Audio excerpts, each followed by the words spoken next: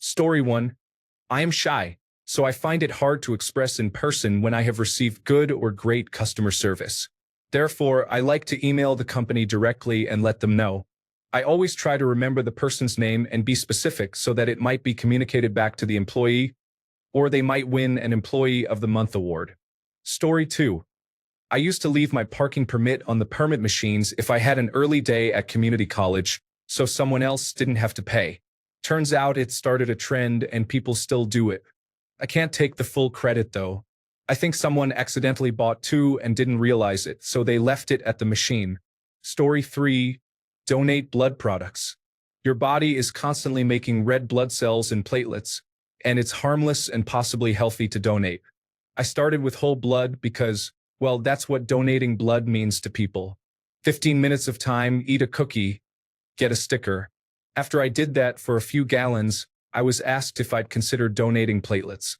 They have to be used within 5 days of collection, so there's always a constant need, but it takes about 2 hours to do it. A single pint of blood doesn't have enough for a platelet transfusion, so the donor ends up hooked to an apheresis machine that will centrifuge the blood, remove the platelets, and return the rest of the blood back to the body. So I end up watching Netflix for 2 hours on Saturday while doing another triple donation every other week, up to 24 times a year. It's like Spider-Man's quote in Civil War. When you can do the things I can, but you don't, and then the bad things happen, they happen because of you. Obviously, donating like this isn't saving the world, but it's making the world a better place, and I'd feel ashamed if I just spent that time watching Netflix at home instead of doing some good at the same time. I also donated bone marrow in 2008, so that was a little more of a if you can help and don't, and bad things happen, it's your fault situation, as I was the best available match in the entire world for my recipient. That was a little thing to me, but a life-changing thing for that person's family. Story 4. I always make sure to be overly polite to people serving me, whether in a restaurant or a shop, and I always tell them to have a good day when I leave. Having worked in retail, I know a simple, "How are you? Thank you," or "Have a nice day," can mean a lot, especially on a bad shift. I was raised to have good manners, and I'll be damned if I don't flex them at any opportunity one have. It always surprises and saddens me that other people can't be the same way. Story 5. Take care of my things. We didn't have much while growing up, and my mother always believed in quality. She would buy things she knew we would use a lot. I have the same pencil case from 6th grade. I'm in graduate school now. I have linen bed sheets, water bottles, fountain pens, mugs, and even some clothes that I've used for over 10 years. This helps me consume less, in turn creating less waste.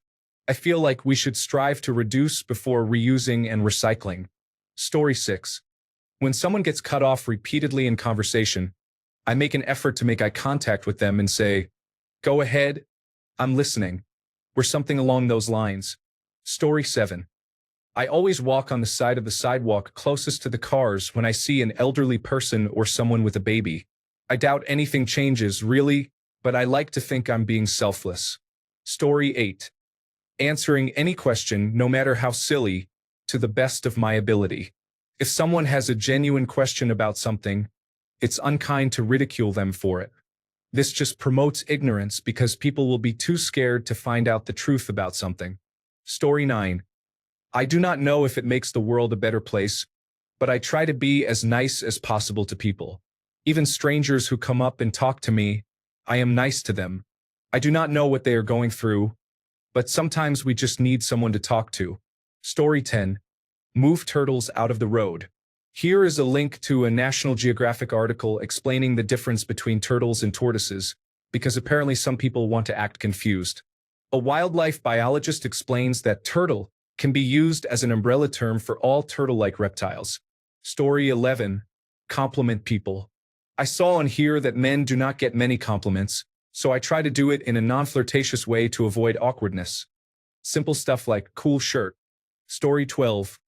Smile at strangers I pass.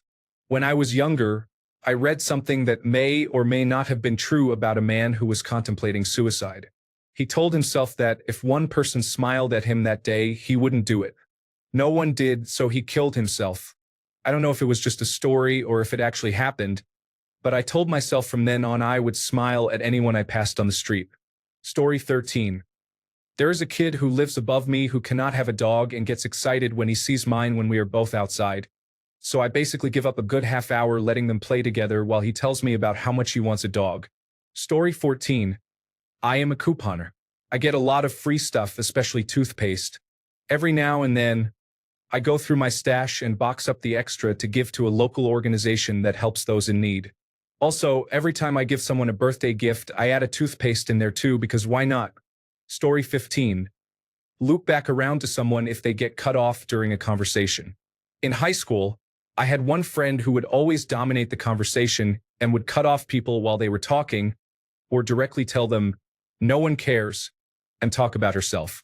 I know it sounds silly and cliched, but she viewed herself as more popular, so she would do this to exert her power over others.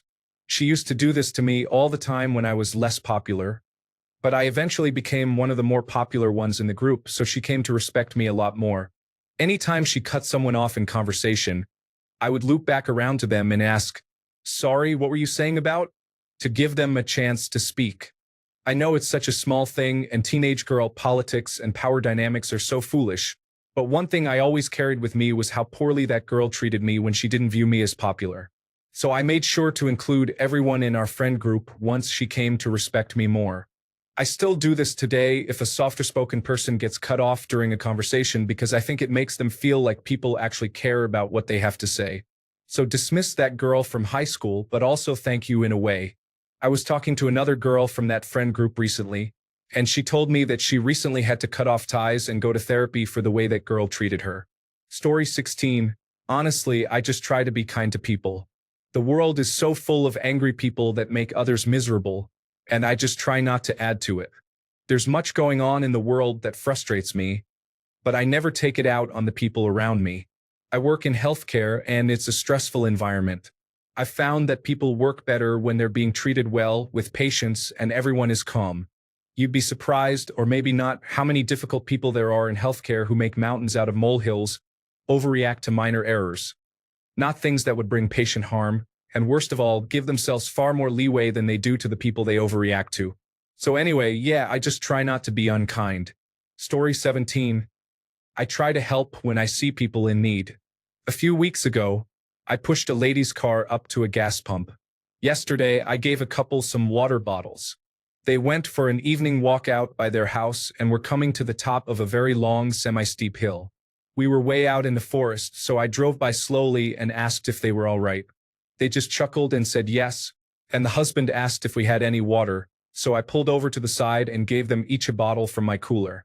My favorite random act of kindness was seeing a guy with his hood up on Interstate 25. I stopped and asked him if I could help because I had my tools with me. He said he owned a shop not far from my house and just needed a ride to get his other vehicle, and his wife and kids were in the car. He even showed me his business cards. I gave him a ride, and he noticed my power steering pump was going out and told me to call him next week and he would look at it. When I met up with him, he got me a power steering pump and installed it. It was an old Chevrolet, so cheap and easy for him. He said he had been sitting there for 45 minutes, and I was the first person to stop for him, and that's why he did it. Story 18. Not something I do regularly because of lockdown and several other variables. But when I'm in London and it's raining, if I'm at a crossing with tourists with young kids who don't have umbrellas, I'll hold the umbrella over the kids' heads instead of mine. Story 19. Take my shopping cart to the return corral when I'm done with it. Edited to Soapbox.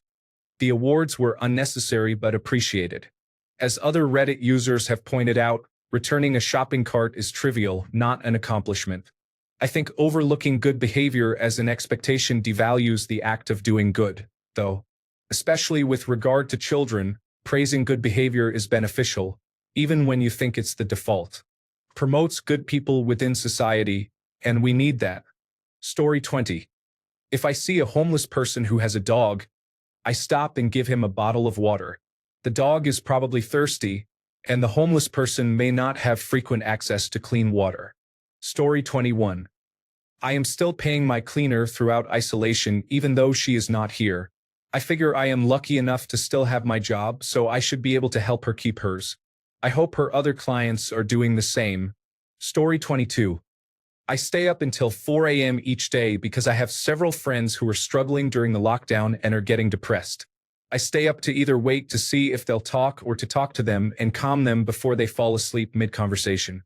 Some days I don't get a message from any of them, and I've stayed up until 4 a.m. for no reason, but I don't mind because I care for them.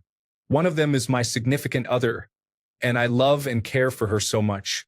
Story 23. Chalking sidewalks, telling people they are loved and sharing positive words. Your worth is not determined by your productivity. You are doing the best you can. You are worthy of love simply for existing. If you need help, text home to 741 to 741. Making hopscotch on a trail. It is small, but watching people walk on the sidewalks after I have chalked is so satisfying, especially when they do not know it is me. Story 24. When I use a toilet that has hardened waste clinging above the waterline, I try to wash those off or at least loosen them up to make the janitor's work easier. Story 25. Just shut up and listen to others. Everyone is trying to talk about themselves. Nothing wrong with that. Some people need to talk. Some people should just listen. Story 26. Amplify people who get talked over in conversation. It is so soul-crushing to get interrupted and feel like no one even noticed you were talking. So I try really hard to notice and say something like, "Hey, you were saying something you didn't get to finish. What was it?" It makes a big difference for me, and I hope it helps others too. Another approach that is very different. I try to stock the bathrooms at my house so guests will not have to ask for something that would make them embarrassed. Pads, tampons, extra toilet paper, gas tablets, antacids, and every bathroom has a plunger, because no one should have to say, "I clogged your toilet," unless they just want to share that story. Story 27. Always treat any human who serves me with respect. Cashiers, waitstaff, delivery drivers. I always acknowledge there being a person. It sounds stupid, but have you ever seen someone who regards servers as robots? The utter disrespect and contempt people are capable of is appalling. Story 28. I collect books for children in the countryside who want them and cannot afford them. I go to village schools and ask the students who like to read to write what book they want on a piece of paper. I centralize these requests and ask people to donate the books. The little ones are very happy. Here, they do not have school libraries in all village schools, and where they do, the books are usually few and very old. I miss doing that so much since schools have closed down. Story 29. You see, I have a mango tree in my house and honeybees built a huge honeycomb that hangs from the tree. These bees don't disturb us in the morning, but as night falls, they wander around and get into our house seeing light. They are quite energetic when they find light, so they can accidentally sting us. My parents were annoyed and thought of hitting them when they got near, but I asked them not to do that and to turn off the lights when no one is doing anything. I have my lights on all the time, so when the bees come to my room, I catch them with a net and put them in a breathable container and release them outside before going to sleep. I guess this is something I do to make the world a better place. For the bees, though. Story 30. I got $5. Everywhere, anytime, all the time. I don't care who you are or what your issue is. If you're a junkie, you're asking if I have some money to spare. If you're homeless, you're asking if I have money to spare. If you're faking to be homeless and just trying to rip people off because you're pretending to be homeless and asking anybody if they have money to spare because you're making $100,000 a year by asking people if they have money to spare. If you're an annoying Hare Krishna person asking if I have money to spare. If you're a street evangelist asking if I have money to spare for Christianity. If you're in front of the Walmart or grocery store with a small bucket looking to get some money to take your team to the playoffs or maybe get uniforms for your team or something for school or selling candy bars to make money for something because the store manager says you can do so as long as you stay 10 feet away from the front door. I got $5. All the time, anytime. You ask, and my hand's already out of my pocket, putting it towards you. I got $5. Story 31. I keep a box of lip balm, hats, sunscreen, snacks, and other items in my car. Just about any time I see someone with a need help sign, I pull over and let them pick something. I never have cash, but I always have something. Story 32. I listen to people talk and make sure they're being heard. I hear "thanks for listening" quite a lot and get told that I should be an interviewer. I know how to keep the conversation going just so they don't feel like I don't want to listen. Whether from friends or coworkers or acquaintances, I never mind if someone wants to tell me about what's going on in their life. Many don't have the luxury of having anyone to tell. Story 33. If I see a heads-up penny, I pick it up for good luck. However, if I see a tails-up penny, then I'll flip it over so someone else can have good luck. And maybe I'll get a little good karma. I'm not very superstitious, but this is one little thing I do just because it takes no time or effort.